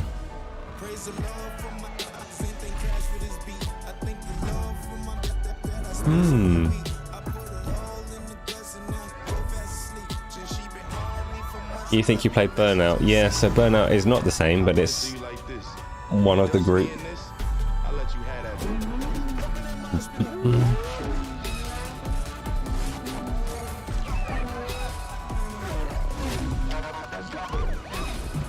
Yeah, okay. I don't know that I'm going to play it, but I think I'm impressed with the attempt.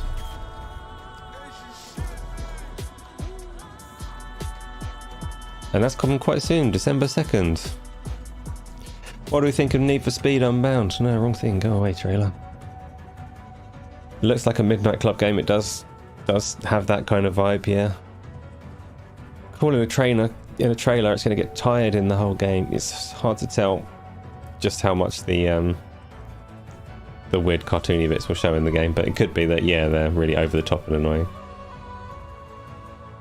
Will it have Saints Row energy? I hope not. I didn't get the Saints Row vibe from that trailer. I tell you what game did give me Saints Row energy was Dead Island 2. I think if any game has Saints energy, it's going to be Dead Island 2. Which I won't get into too much right now, because that's not a relevant topic for the moment, but something about it just said... It said Saints Row to me. Right, less than 2 months does not scream confidence. So for EA though, they've got... So EA have a lot of studios that make racing games, like a problematic amount for them. So they released Grid Legends earlier this year. They bought all of Codemasters like a year ago, not much more than that. So they own a lot of studios that pump out a lot of racing games. They did the F1 game this year as well. So I think short lead times for announcing, showing racing games from EA is kind of necessary because they have so many on the go. It will be hard to sell Grid Legends and Need for Speed Unbound at the same time, whilst also considering their like release cadence for putting those onto EA Play and Game Pass and all the rest of it.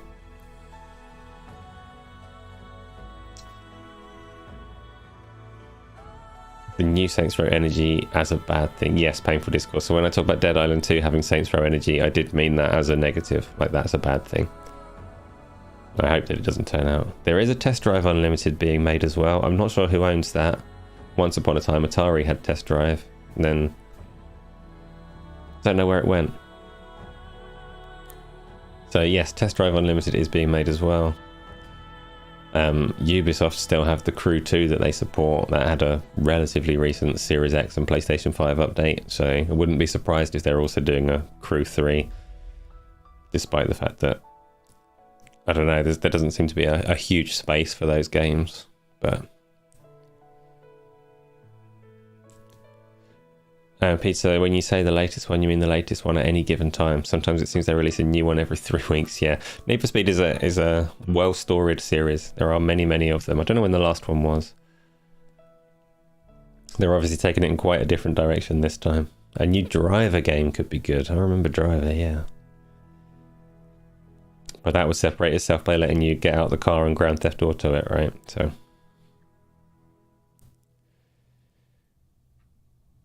Test Drive is like Forza but more realistic. You played a ton of the tech demo in Hawaii. Ah, okay. What can I hear?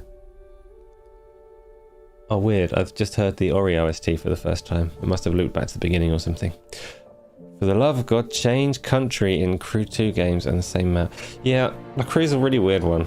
I'm surprised that they supported it for as long as they have, because no one plays it, right? Even outside of like the Xbox platform, and obviously Xbox and PC have Forza Horizon, whereas like PlayStation doesn't. So there is a market that isn't completely consumed by Forza games, but I don't know. Anyway, that's Mario. Oh, Battlefield 2042 is another one actually. So EA held an event. It might have been yesterday. Where they showed a few things. Need for Speed Unbound was the only new game reveal as far as I know. But they also showed a trailer for Battlefield 2042 Season 2, which I haven't watched yet. But if you've watched recently, the last couple of weeks, I've been surprised by how far along Battlefield has come since its terrible launch just under a year ago. So the Season 2 trailer... Oh, there's 2 trailers. Which one shall I do? Season 2 Master at Arms trailer. Let's go. Ciao. Shut up, Ori. Black Ridge was phase 1.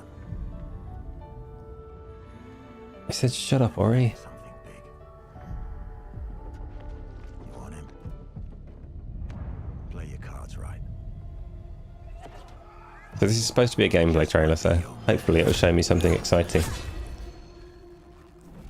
Battlefield 2042 still has hope because within the next 2 months it will appear on Game Pass and EA Play, and it is genuinely actually good now.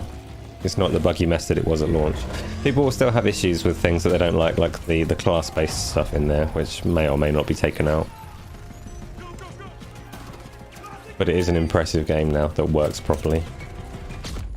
And it will come to subscription services, so a whole new audience will give it a try.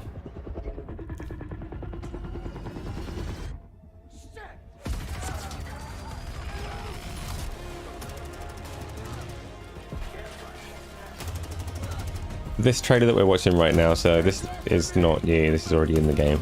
I don't know what I'm watching.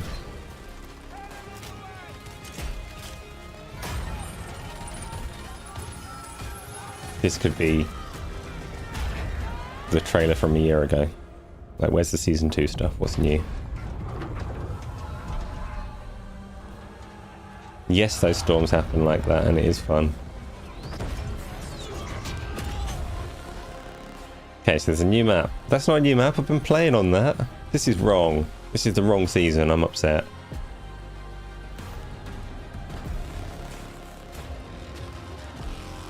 Maybe we're already in season 2. Yeah, this guy's already in the game. I've shown completely the wrong trailer. So, yeah, play it on August the 30th. Screw you, EA. It's not my fault. It is my fault. Let's see what's going on. I swear it was season 2 trailer. Master at Arms. Right. The new one then from 6 hours ago. So this one was a month ago and I'm a fool. But they've gone from season 2 to season 2. I don't understand like what they're doing with their season naming. It's like Overwatch 1 and 2 all over again, but the opposite way around. Let's try the proper trailer. This is what's new.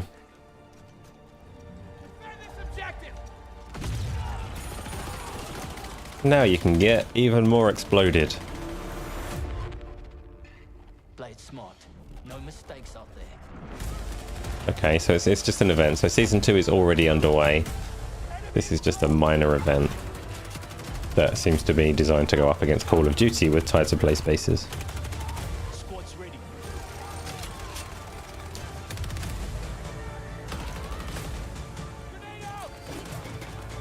Blow stuff up, go on.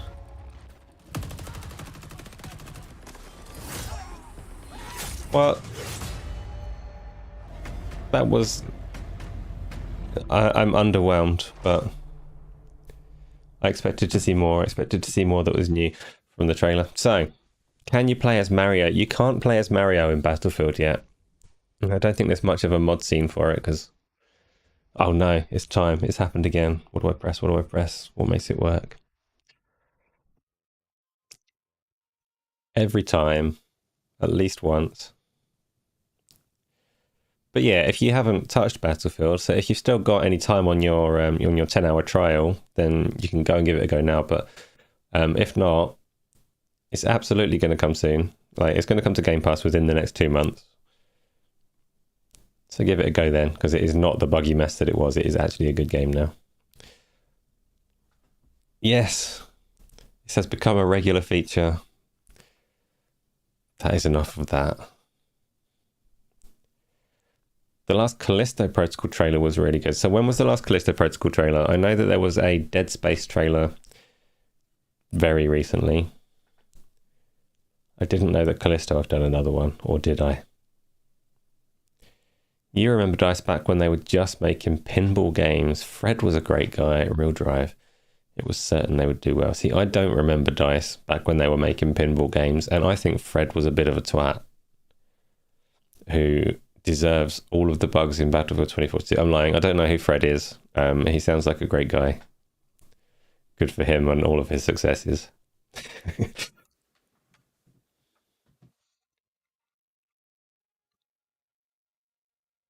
In the multiverse, I'm absolutely certain that in the multiverse of Aces, there are many that like Nintendo. I'm like this close to liking Nintendo. All it takes is like a few slight missteps from Microsoft. If Sony keep following their path down to games as a service, and then Microsoft fall off the righteous path, Nintendo will be all that's left, and I'll be forced to like them. And they've actually released loads of stuff this year. I look at I look at what Nintendo are releasing for the Switch, and like I'll be in safe hands. There's plenty that I want to play. I just need them to release some hardware that I want to play it on. So yes, I'm certain somewhere there are versions of me that like Nintendo, but not this one. Fucking idiots. There are no versions of me that like Mario, to be clear. Across the multiverse, wherever there are versions of me that do like Nintendo, actually, it's never for Mario. Let's have a look at... I'm going to do Dead Space before Callisto Protocol because I haven't seen this one yet. Dead Space Remake. Well, 2 days ago. It's coming right up. No, theatre mode. Your distress call. Isaac Clarke. What have you Go on, got? Isaac. Half the Ishimura's in the red. Engines, hull, the triumphs. Can you handle it alone? Fix the centrifuge. Get the fuel running. So people that like Dead Space, what are we looking forward to more? Dead Space Remake or Callisto Protocol? New IP or remake? What wins out? Officer Nicole Brennan. Medical is overwhelmed. We need help. If one of those two projects was going to be cancelled and one was going to continue, which one would you rather have? Do you want Dead Space or do you want Callisto?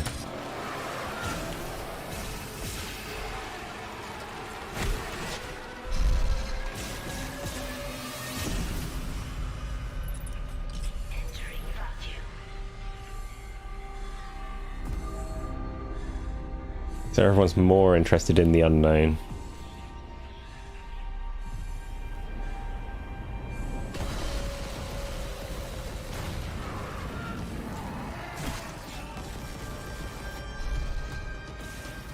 I think I've asked a fairly difficult question there, because I don't know the answer.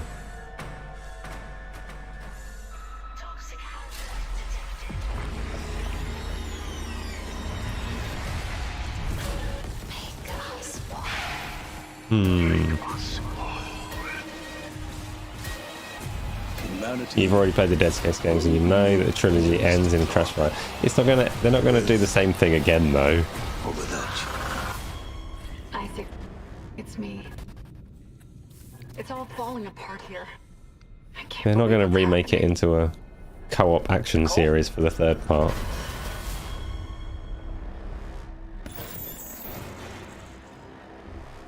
I get what you're saying, but so Callisto looks more well. See, if you'd asked me like a month ago, I would also have said Callisto, but then they did that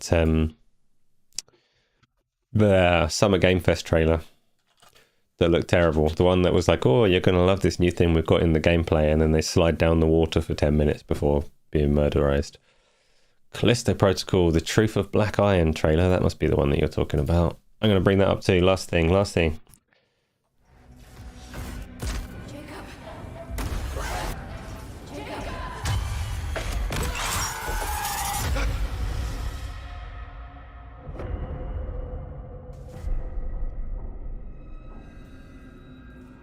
Okay. It's EA, so anything bad is possible. That's on Dead Space, obviously. Callisto being Crafton and striking distance. Who did this? And why? It's like someone's trying to cover up what's happening here. So what happened to the original colony? Uh-oh. Abandoned. Along with the rest of Callisto.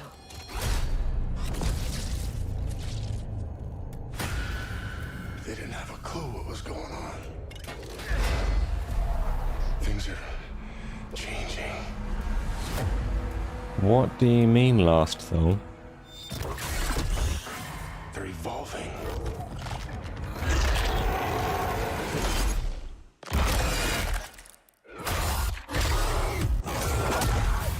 These aren't accidents. There's a pattern. This is a better trailer. Jacob. Not anymore. What's it about? Answers.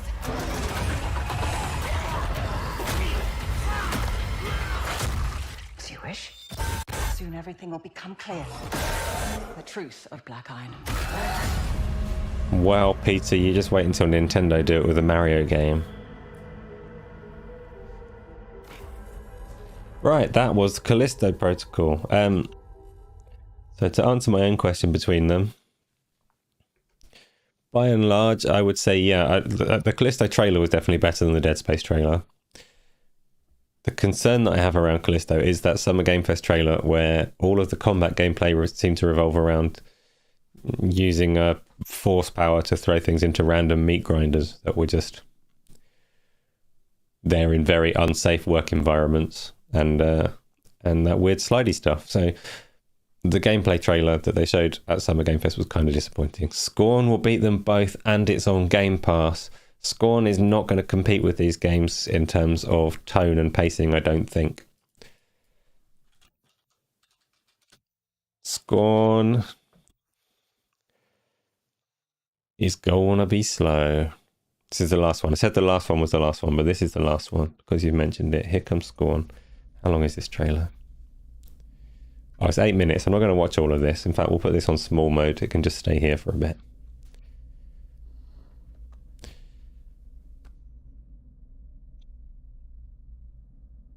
Scorn, so... Yeah, you can fanboy for Scorn all you want. I hope it's really good. It just looks like it's a lot more exploration and puzzle based, which isn't necessarily bad. So like Alien Isolation did really well as a horror game, and that wasn't exactly filled with action. It's all about tension in the world. Scorn could go that route and it could be successful, or it could just be boring, and I can't tell which way it's going to go yet. Looks cool. It does look cool. But I don't know if much happens as you play. So it's going to be a question of pacing and tension to see if it's actually good. Because it can be a 3D puzzle game, but when it looks the way that it does, it has to be tense, surely.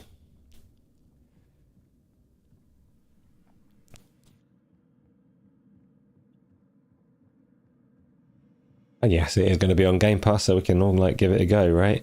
But strict rule, if you're here right now, you have to sign off on this. No YouTube guides.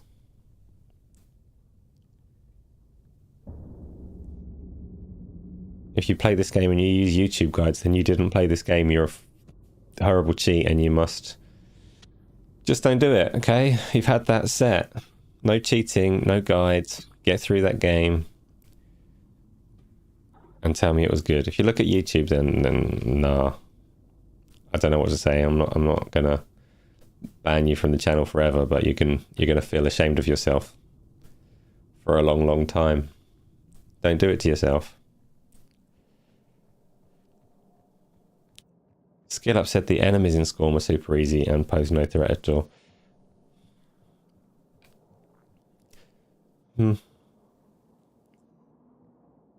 Only one pair of undies. No, you can wet through as many undies as you want. I don't care about that. I just don't want anybody cheating.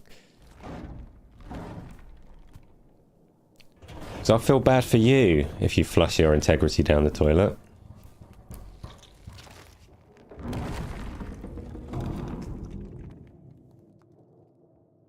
Anyway, we're in spoiler territory now. We've seen the weird alien toilet. We've seen the pacing of Scorn. I'm going to stop that right there. I hope we're in spoiler territory and something does actually happen in that game eventually. But that'll do for today. Oh wow, that was like longer than I expected. I actually I set out to do a really short one today. I thought I don't really know what I'm talking about today. I've got nothing to say about many of the topics, so I'm going to rely on you good people to bring back all of this conversation and get me through it. And you've done that because we've been here for almost 2 hours. I do have a very important question. So there are ongoing conversations at the moment. If you're familiar with the Because You Asked series, where I answer questions and Isla edits them for me into nice, concise, entertaining video morsels, has been suggested that content like that should make its way onto the Game On Daily channel as well. So if there are any extra specially juicy topics that you'd like to see me talk about for like 4 or 5 minutes, let me know what they are. Thank you, KY. Let me know what they are, because I might just do that. I might enthusiastically talk nonsense about a topic that you've given me. VR, no, Gaz will have a fit. He hates VR. I like the topic of VR, but I also couldn't condense that down into a small video. I'd get all excited and speak for like 7 hours. So a topic I can speak on nice and concisely.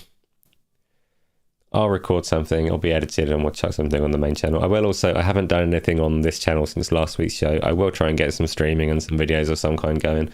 I have been working on something a bit unusual that I don't really know what I'm going to do with that. Very unusual it is, that's all I can say. Or is that all I can say? Or could I bring it up? Could I show you how unusual it is? I could, but I'm not going to. Maybe next week I will. If you are here right now, live, you've already hit the like button because you're all way cool people. I know you all are. If you're watching after the fact, you can also be a cool people. Hit the like button, subscribe to the channel, share it around, leave a comment and all the rest of it. What is it? You have to wait. If it's not released next week, I will show it next week. It's a bit weird. I'm not confident in anything that I do, so I'm going to leave it buried for now. Am I going to leave it buried for now? I'll give you a tiny preview. If I can find it really quickly, I'll give you a tiny preview before I go away. I'm not going to show you much because it's not much of a video. It's short. Right, let me see. How am I going to do sound? No, I can't give you a tiny preview. I obviously can, but the sound won't come through, and I'm not sure if that would ruin it. It won't ruin it. Oh, right. Here's the bit that you get for a tiny preview. Okay, you ready? Tiny preview of media player. It's a game. You see this? There's no sound. I don't think you can hear the sound. I can hear the sound.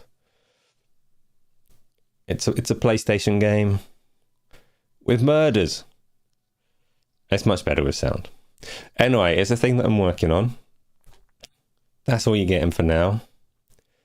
But there's much more in there.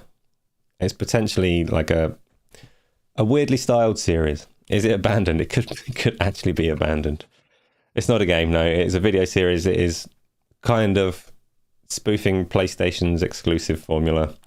There's lots in there. And it'll release at some point. So that's sneak preview. Special treat for the cool people that are still around. That looked a bit like me killing folks. It was supposed to look like that, yes. Do it. I will take your words of encouragement and get it through to the end.